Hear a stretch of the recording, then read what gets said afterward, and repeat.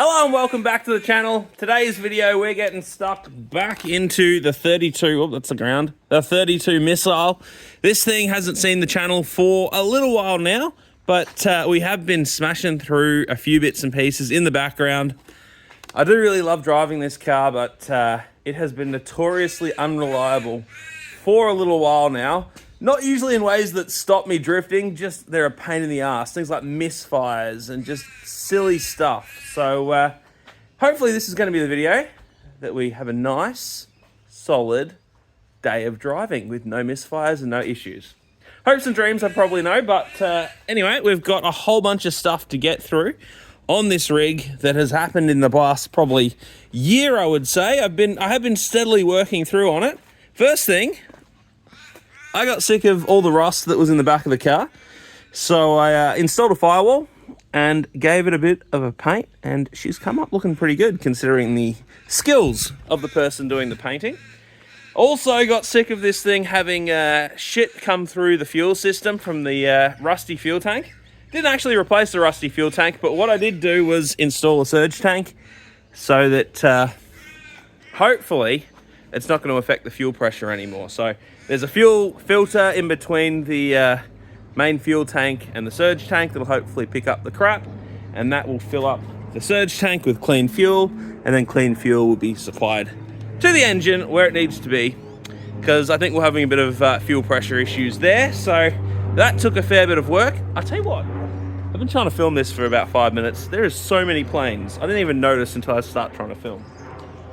Anyway though, we ended up going out and testing the car again after all that, and we blew the turbo. So that's GTX 2860. That came from the CA all those years ago. I think it had about 7 years worth of abuse on it. It was in not very good condition when I actually put it on this car, and it finally died. So we had that. We had some NIS tune issues with, I think we had some interference or some earthing issues with the car, which killed the NIS tune. So ended up getting a new turbo, and we got a new NIS tune, replaced that all, went back out, and I made a mistake. I thought that the turbo that I put in there, which was also a GTX 2860, was the same turbo, but apparently it's a Gen 2, not a Gen 1. Way more efficient. The tune didn't love it, and I had to drive the car at about 40% throttle all day, which still actually was pretty good, but not ideal. So we also had no boost control. I probably should also mention there was zero boost control with the internal gate on that turbo. So sent the car off to Oz Dyno, and they have done a ripper job with this external gate system and new dump. And we got ourselves a screamer pipe. So it's going to be the first loud car I think I've ever had out on track. Going to see if we need earplugs. I might get annoyed at that down the road, but for the minute I'm pretty happy. Goes all the way up to 260 kilowatts at the moment. Probably could do a bit more, but we don't really need it. And then we had a whole bunch of issues with ignition on the dyno. So they've run another supply straight from the battery, which is relayed. Hopefully that is going to be the fix, and it'll make everything on this car work. We're going to have a beautiful, wonderful time out there at Mallala. We'll see if that actually happens, but there's a couple of other bits that we need to do to the car before we take it out. Obviously a bit of a service and a new oil filter. The main problem though is this seat. So this broke on me at the last drift event. It's already not very good. It's a standard seat covered in like pleather, I think, recovered in pleather.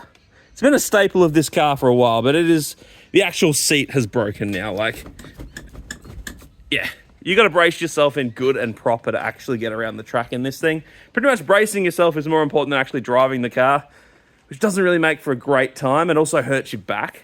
So I've got a seat rail and a seat inside to chuck in this thing first and foremost. So I went and got myself a Marketplace special. Nice bit of sun damage on the side there, a couple of rips. Perfect condition for this rig, I reckon. So it's a Velo seat, so Australian made, still good quality, but she's seen some stuff. So perfect seat for it. Then we've got a rail so we can still adjust the seat forward and backwards. I have a lot of different people that drive this car, not just me, and I sit very close to the steering wheel. So we want to make it so that everyone can drive it. First thing though, I've got to rip this old seat out. so we can get all the new stuff in.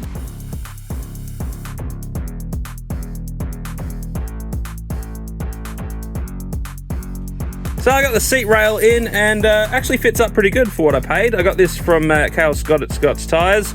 Pretty happy with the fitment.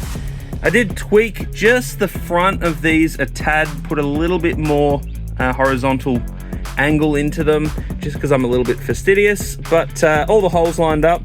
And the only thing I'm going to do extra is I'm going to add a washer onto that, because you can see the hole's pretty big. Got to put some brackets on the side to mount up to the side mount on this seat. God damn it, it's another plane. These things never stop. Anyway, yeah, I think we're getting pretty close. Oh yeah, no, that makes sense now. Got it, thanks. Big help.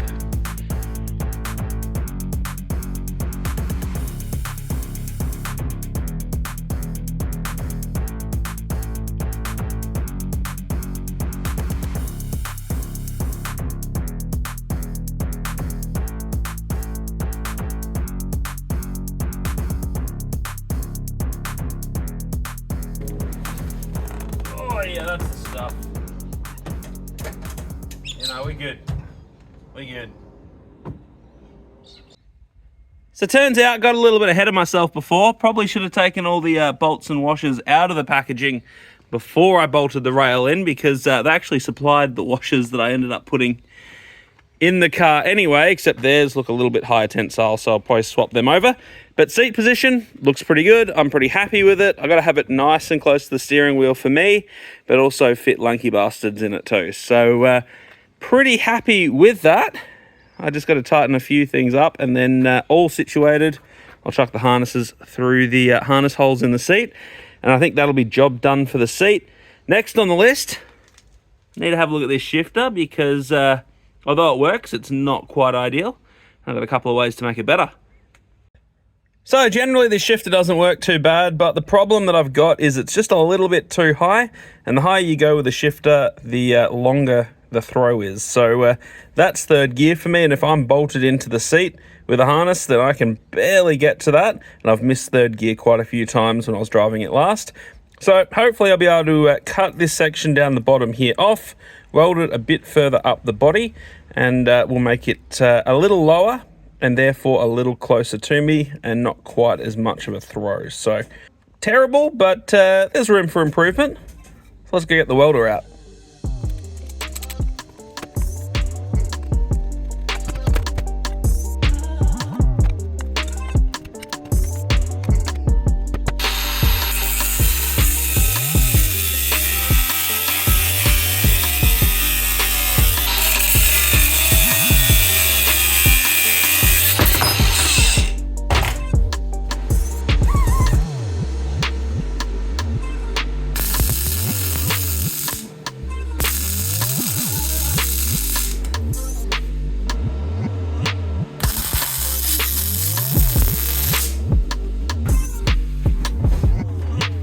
Let's see how this sits.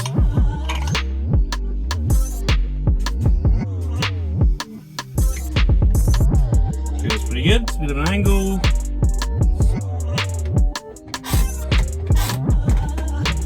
Feels pretty good. Pretty happy with that.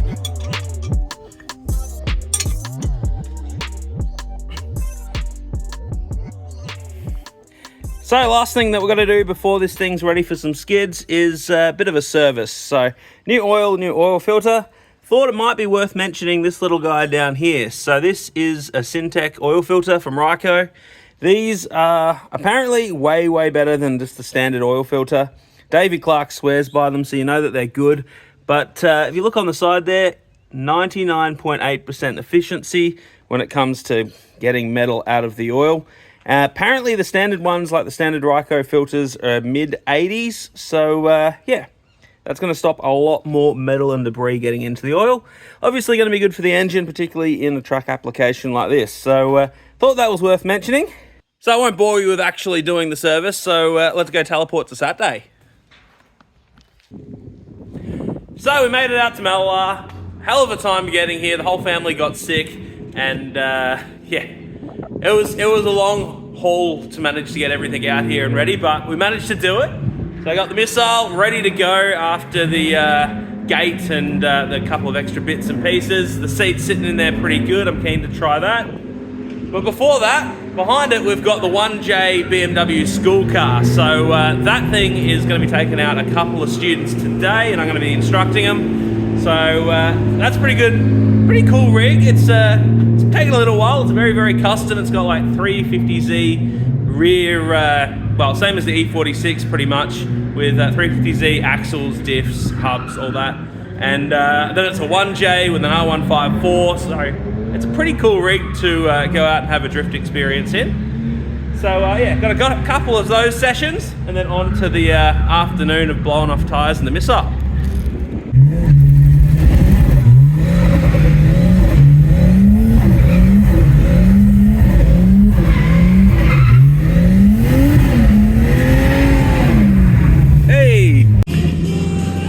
This rig's been going pretty good, but we had a cone that managed to get into the engine bay and smash a whole bunch of stuff that controls the wiring for the fan. So got the fan out, we're doing some jerry rigging to get it going for the last student of the day. Got one more, and then on to that thing back there.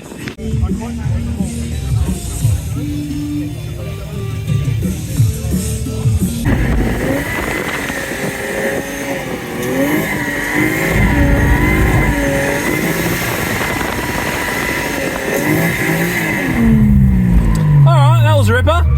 So that's school done. The E46 did pretty well then, no issues other than the old cone into the radiator, but our DIY fix got us through for the last student. So with that all done, now it's time to go have some fun in the missile.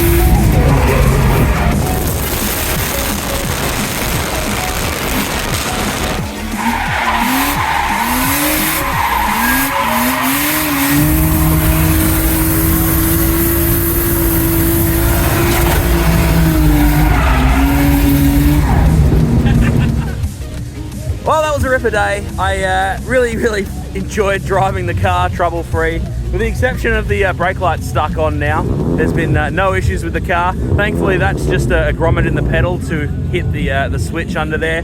So that should be a nice and easy fix so that we can drive this thing again in probably, I'd say about a month. So, killer day, and yeah, all the mods, all the work that Ozdyno did, big shout out to them because it's sick. I really like the Exi gate. I really thought that I'd want to plumb it back into the exhaust and not go full screamer, but sounds nice. I like it. So I think that'll be sticking around.